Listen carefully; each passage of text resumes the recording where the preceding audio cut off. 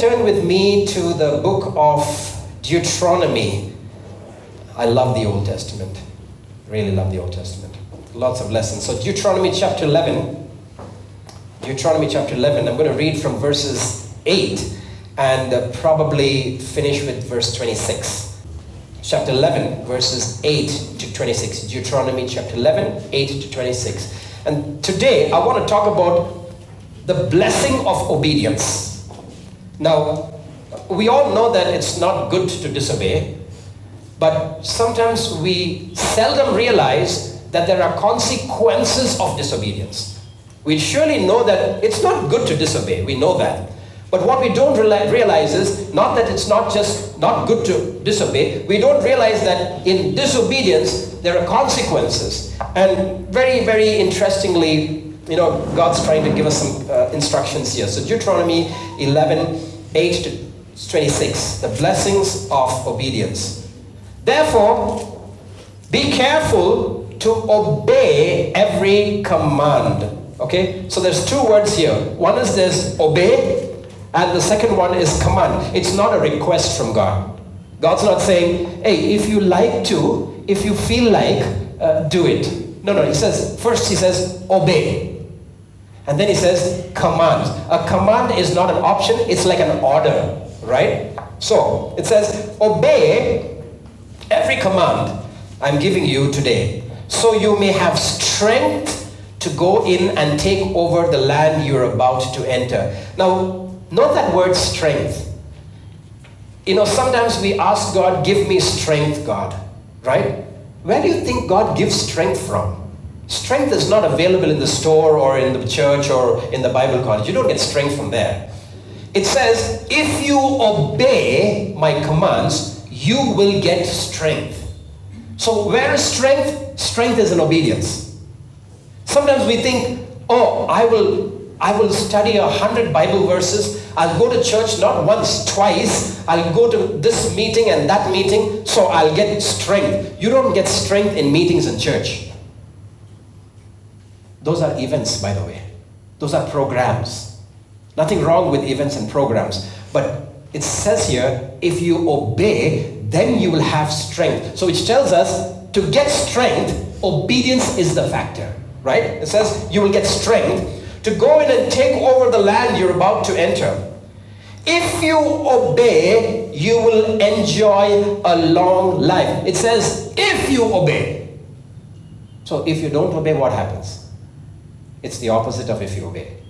And interesting, it says, if you obey, not just you will get strength, it says you will enjoy a long life in the land that the Lord swore to give your ancestors and to you, their descendants. A land flowing with milk and honey.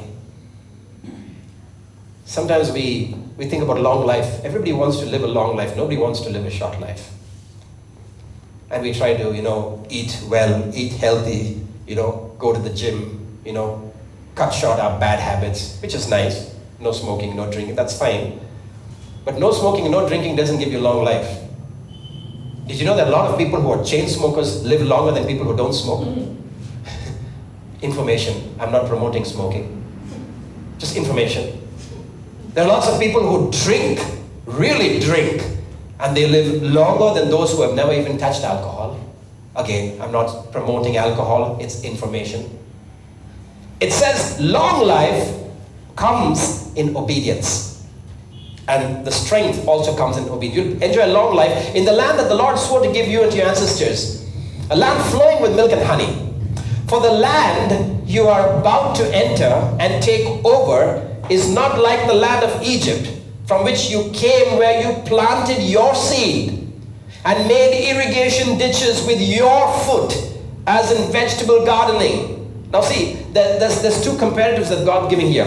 In this verse he says, what you did. You went, you plowed, you worked hard, you watered, you sowed, and that's tiring.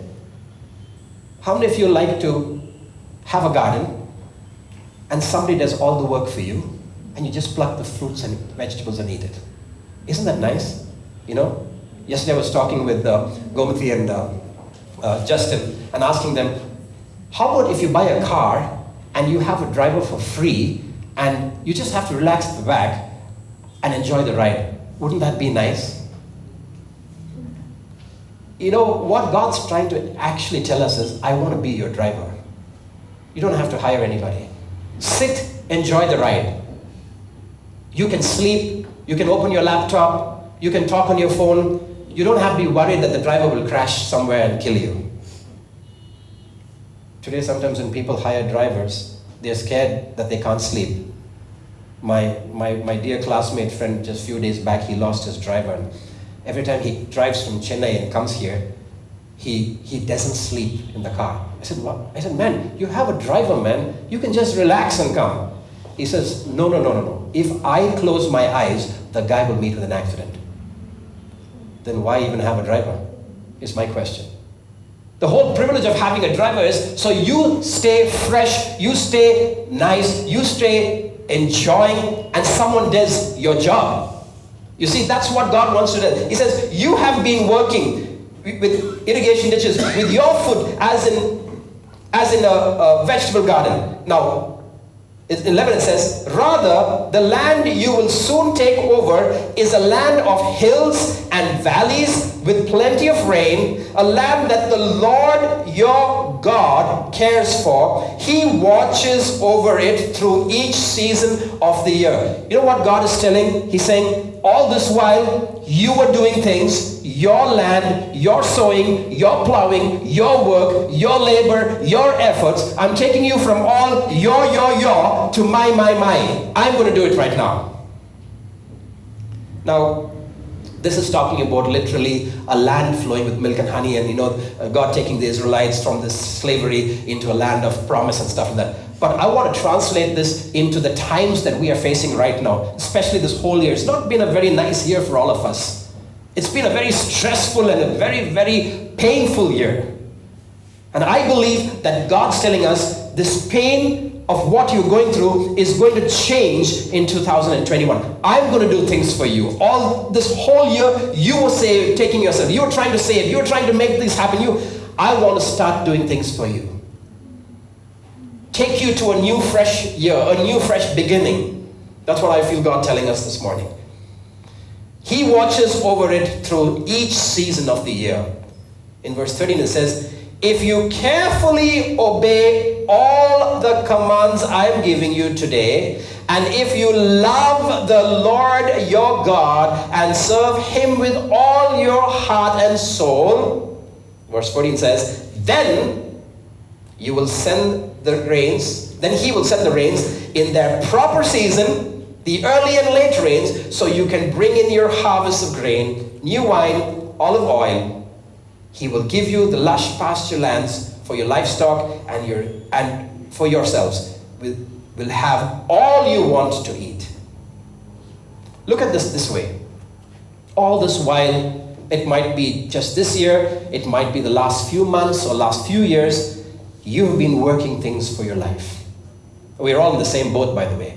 I've been trying to make things happen. And interestingly, I've been stressed for the last 3-4 months, trying to make things happen in my life, my family, in the project work that we're doing, and in the building that we're trying to get happening.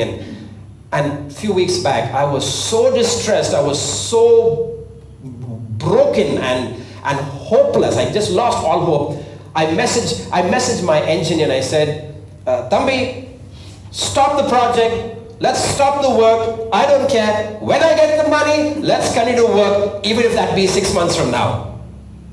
We're almost there. We're almost going to finish the building. And he messages me, says, Pastor, what happened to you? You were all right so long. What happened to you? And he met me in the evening and he said, why are you speaking this? I said, I'm frustrated. I'm fed up of asking this person to give me the money that they have to give me. I'm fed up of asking this person to give me a loan because I'm fed up. My strength is exhausted. I don't have any more strength. It's over. You know what happened when I said that and I gave up? God came in. The next day, God came in. He did things that I would never have even imagined. And today, we stand in a position of my engineer telling me, I'm giving you a countdown, this date, I'm giving you the building. You see, when I said, I can't do it anymore, the Lord said, I was waiting for that from you. He said, I was just waiting for you to realize you're an idiot. Sometimes we need to realize we're idiots in front of God. We tried this, and we're pulling this, and we're Xeroxing this, and we're talking this. All that never worked. Nothing worked. When I said, it's over, God said, no, it's not. I'm moving in. I'm taking this up. And it's moving. And now I'm just sitting back and just relaxing and thinking to myself, why the heck did I not do this 6 months back? Why did I even try to do this? I could have enjoyed my life in the last 6 months. I could have slept better. I could have ate better. I could have lived better than torturing myself. God's saying, you toiled, you worked, you labored. How about me moving in and being the gardener? And how about you just eating what I give you? Isn't that nice? Now, you see, it's not so easy to give up your rights in what you're control of. Basically, God's saying, you need to give up control. If you think, I can do this, I can do that, I know this, I know that, I'm in control, I know this influential person. No. That all has to cancel right now. And you have to say, I give up. I give up. If you don't say, I give up, God's not going to come in. Because He does not do partnership with you. In terms of, you do half, I'll do half, you do 3/4, I'll do quarter. It doesn't work like that. Either you do it all, which by the way you can, if you want to, or He does it all.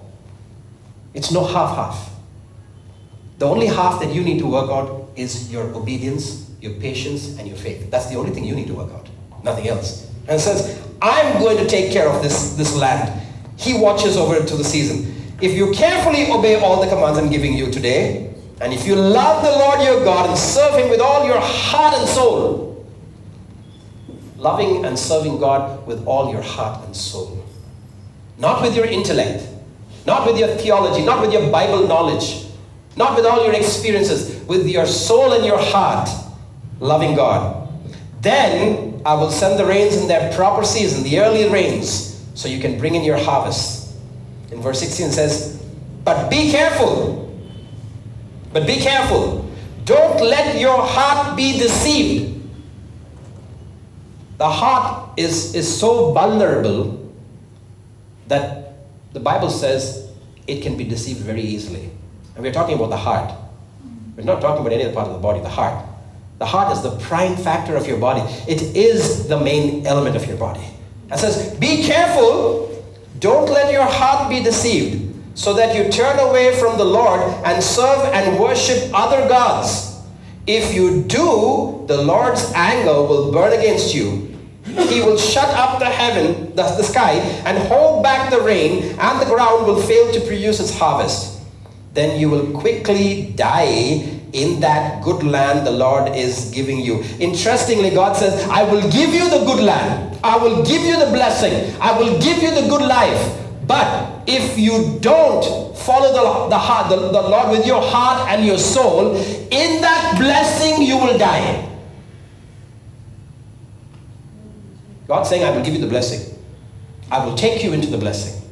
You will start to experiencing the blessing. You will start to taste the blessing. This is like me bringing a very tasty chocolate or a very tasty cake and giving all of you a piece, and as you're starting to eat it, I come and start pulling it away from you. How do you like that for a kind of an activity?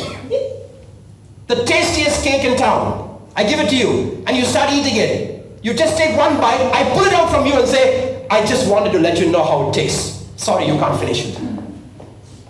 Can you imagine how you'll feel? First of all, you'll feel very, very frustrated and very let down. It's actually, it's horrible.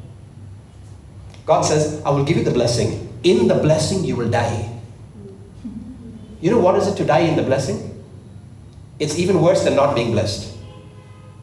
If you don't taste something and miss it, is one feeling. Tasting something and missing it is another feeling. The people who were born blind really don't miss as much as the people who were not born blind and became blind. That's the feeling of dying in blessing. You go and taste it, you experience it, and it gets pulled off and it's over. That's a horrible feeling. You rather not have the blessing and die than get into the blessing. He says, you'll be dying in the blessing. Don't go there. It's better for you to tell God, I don't even want the blessing and I'm ready to die. But entering into a blessing and dying is horrible. Be careful. It's a warning. It says, be careful. This is what will happen. In verse 18 it says, so commit yourselves wholeheartedly to these words of mine. Wholeheartedly. Not brain-wise. Wholeheartedly wise. It's commit yourselves wholeheartedly to these words of mine. Now, it gets a little dramatic here. I want you to listen. It says, tie them to your hand. Wear them on your forehead as reminders. Tie them on your hand. Wear them on your forehead as reminders. Why does it say tie them on your hand? Because most of the things you do is with your hand. Most of the things that we do is with our hand. We greet people with our hand. We work with our hand. Right? It says tie them on your hand. Because every time you go and say hi to someone, oh God, reminder, I want to be good to you. And put them on your forehead. You know, to me, why the forehead matters? Because all of us want to look pretty and handsome. And the mirror is our best friend. Every time you go to the mirror, do you know, oh gosh, I can see God's thing there. That's what he says, put them on your forehead. You remind yourself when you go in front of the mirror. Tie them on your hand, right? Wear them on your forehead as reminders. Teach them to your children, not just for you. There's another line of responsibility. Teach them to your children. Talk about them when you're at home. Talk about them when you're at home and when you are on the road. Isn't that interesting? It says talk about these things. About what things? About loving the Lord with your heart and your soul. Obeying God. Following God. Talk about them at home. It says talk about them when you're on the road. Also talk about them when you're going to bed and when you're getting up. So basically it's saying, whatever you do, talk about them. You're getting up, talk about them. You're going to bed, talk about them. On the road, talk about them. To your children, talk about them. At your home, talk about them. Keep talking about them. Write them on the doorposts of your house and on your gates. I like that. Write them on the doorposts of your house and your gate. One of the things that I've been thinking for a long time is what to name my building. I'm trying to figure out what name am I going to be building. And when I read this, I'm trying to figure out how do I remind myself and others about who God is. It says, write them on your doorpost and on your gate. I'm going to think of something really, really serious that people will come and say, what the heck is this? They should be inquisitive. What is that? And I'll say, please come, sit down, give them some coffee and tea, and explain to them, what is that? What better place to make people curious than your doorpost and your gate? You put something in your doorpost, everybody's going to come and look at your gate and your doorpost. They won't even look at your face, they look at your house. It says, on your doorpost and your gate, write that. So that as long as the sky remains above the earth, you and your children may flourish in the land the Lord swore to give your ancestors. Be careful to obey all these commands I'm giving you. Show love to the Lord your God by walking in his ways and holding tightly to him. Then the Lord will drive out all the nations ahead of you, though they are much greater and stronger than you, and you will take over their land. Wherever you set foot, that land will be yours. Your frontiers will stretch from the wilderness in the south to Lebanon in the north, and from the Euphrates River in the east to the Mediterranean Sea in the west. Now note this. I want to end with this. This is the ultimate. Verse 25. It says, no one will be able to stand against you, for the Lord your God will cause the people to fear and dread you, as he promised wherever you go in the whole land. No one will be able to do anything to you or against you. They will dread you if they see you. Sometimes I think about people having bodyguards. The reason they have bodyguards is because they want to live long. They're scared of what people will do to them. You see what God's saying? I'm giving you bodyguard services for free. No one will touch you. No one will come even near you. Free service, man. First of all, he's saying, I'll be your gardener. Second of all, he's saying, I'll be your driver. Now he's saying, I'll also be your bodyguard. All for free. Why would we, in our normal sense, reject free service of protection? Why would you even do that? And this is not some bodybuilder coming from the gym and saying, sir, because I like you, I'll do free service for you. This is not some guy out of the gym. This is God. This is God. He's saying, hey, no one will touch you if you just do these things. I've been experiencing God's bodyguard services for a long time in my life. Seriously, for a long time. I can tell you story after story of people who tried to do things to me, say things to me, be cruel to me. I saw disaster happening in front of my eyes with my bodyguard. You know what happens when God becomes your bodyguard? Here's the good part. If somebody messes around with you, okay, here's the difference between hiring a bodyguard to protect you and God being your bodyguard. When you hire a bodyguard, you'll get good services, by the way.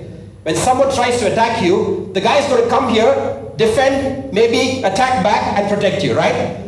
But if you realize that someone who's attacking you is a close friend of yours, or the person says, I'm sorry, you can always tell your bodyguard, hey, forget it, chill, it's okay, I forgive him. And the bodyguard will go back, right? You got the picture? The bodyguard will obey you because you're paying him. He will only attack those who you tell him to. You know what happens when God becomes the bodyguard? You can't tell him not to do things. If somebody comes and does wrong to you, even if you tell God, please forgive that person, don't do anything, your bodyguard, God will say, can you mind your own business for some time? This is my problem. He will go and do what he has to do and come back. That's his protection, his promise, and his faithfulness to you. You're not in control of telling who to stop and who not to stop. I like that kind of a bodyguard who brings justice. I don't have to interfere. Think about these things. I'm serious. There's all services for free. We'll be fools if we don't take it. No one will be able to stand against you, for the Lord your God will cause the people to fear and dread you, as he promised, wherever you go in the whole land. It says in verse 26, look, today I am giving you the choice between blessing and curse. You will be blessed if you obey the commands of the Lord your God I am giving you today, but you will be cursed if you reject the commands of the Lord your God and turn away from him and worship gods who have not known you. It says, I'm giving you blessing, I'm giving you curse. You can choose. Your choice. I'm not forcing you, your choice. I'm giving you options. You choose to obey the commands, love God with all your heart and soul. I'm there. My services will start with immediate effect. If you want curse, go do whatever you want, protect your life, you work hard, you toil, you save yourself, you protect yourself, you figure it out. With all your influences and all your money and all your education and all, you figure it out. That's fine. God's okay with that. I think we all know that we're all very limited with resources, money, strength, abilities. We're very, very, very limited. The best choice, the wisest choice is to say, God, move in. I'm moving out because I can't do this anymore. And so, obedience, the blessing in obedience is very simple. It's not complicated to understand. Listen to me. It's not complicated to understand, but it's very difficult to implement. I repeat that. It's not complicated to understand. Sometimes we think, I know this. I've heard this all the time. I understand this. The question this morning is not what you know and what you understand. The question is not about how much you understand about what you know. The question is, how much have you used of what you know and understand? And the next question is, how effective has it been when you did it? If you've not had effect of the implementation and putting it into practice, then all that you've known and all that I've known is absolutely garbage. It's as good as it being in the waste bin. That's as equal as it is. So, this morning I want to encourage us, don't just be happy about knowing about blessing and obedience, or knowing about God, and knowing about His love, and knowing about His forgiveness. These are all knowing about. But my question is, do you know God? I'm not asking you whether you know about God. The difference between knowing about God and knowing God is like this. Do you know about our Prime Minister Narendra Modi? Do you know about him? We all know about him. You don't have to go to his house to know about him. Read the newspapers every day, you know about him. Go to Google, you know about him. Everybody, the whole world knows about him. But if I ask you, do you know him? You don't know him. Absolutely, you don't know him. Do you know about him? Oh yeah, lots of things I know about him. Do you know him? No. There's a big difference in knowing about obedience and knowing obedience. There's a big difference in knowing about God's love and knowing His love. Let's try to help ourselves from knowing about, because knowing about is just information. Knowing is experience. Knowing about is information and knowledge. Knowing is experiential. So we go from knowledge and information to experiential, which is getting practically the taste of what we know about. We know about Amma's Bakery and its cakes. We know about it. Somebody told us, we got the smell, we read the newspaper. Do you know the cakes there? Oh yeah, I go there every day and I eat all of it. Oh, so you really know Amma's Bakery. Not everybody knows Amma's Bakery or Appa's Bakery. We all know about the bakeries. But to know the bakeries, you take time, energy, effort to go there, and then your money goes away because you have to buy it. It's not free, right? And after these efforts, then you know it. You know, to know about it is free. To know it is expensive. Time, energy, money. So don't think it's easy to know God. It's free to get to know about Him. It's costly to know Him. Your time, your energy, and your money is going to go. Let's all stand.